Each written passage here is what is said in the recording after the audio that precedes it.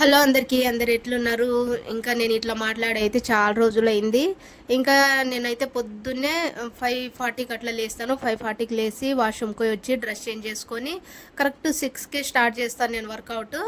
6 to 40 minutes 6:30, 6:40 వరకైతే నా work out అయిపోతది. ఇంక మొత్తం వర్కౌట్ అయితే చేసేస్తాను. చేసినాక చూడండి చెమటలు ఎట్లొస్తున్నాయో. ఇంకా బానే అయితుంది. నిన్న ఫస్ట్ తారీఖు నుండి 1 మంత్ అయింది. ఈ రోజుతో 1 మంత్ 2 డేస్ అవుతుంది. ఇంక ఎంత తగ్గినా ఏంటనేది నేనైతే వెయిట్ చెక్ చేసుకున్నాను. ఇదే స్టార్ట్ చేయకముందైతే 65 కేజెస్ ఉండే. ఇప్పుడైతే ఇంత తగ్గినాను.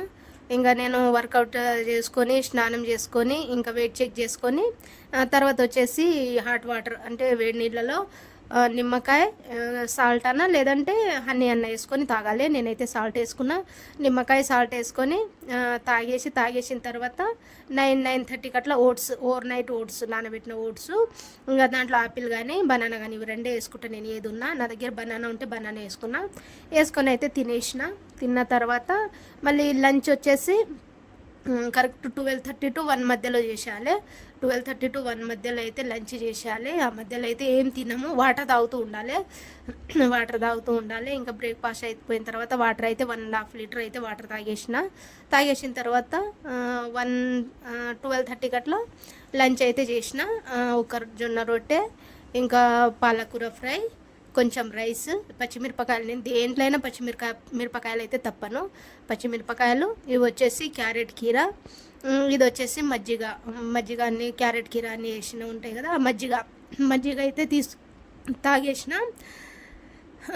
ఇంకా నేను 1 o'clock నుండి ఇంకా లంచ్ అయిపోయిన తర్వాత అసలు ఏం తిన్నాను.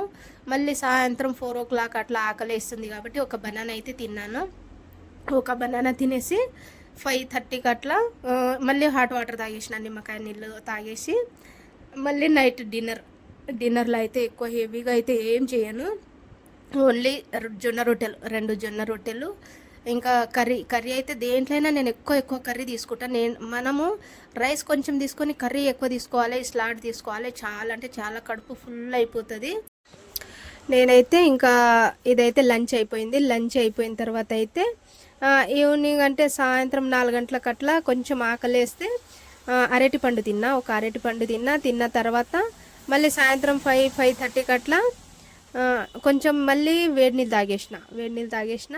మళ్ళీ నైట్ డిన్నర్ అయితే మనం లైట్గా చేయాలి. ఎందుకంటే మనము మధ్యాహ్నం ఎంత ఫుల్గా తిన్నా కానీ మనం ఇటు అటు పని చేస్తూ ఉంటాం కాబట్టి డైజెషన్ అయిపోతుంది. ఈ డిన్నర్ అనేది తినేసి అంటే నేను 7:30 లోపు కంప్లీట్ చేసుకోవాలి. మనం పడుకోవడానికి ఒక 2-3 అవర్స్ అయినా గ్యాప్ ఉంటే ఈజీగా డైజెషన్ అయిపోతుంది. ఇంకా నేనైతే 7:30 లోపు అయితే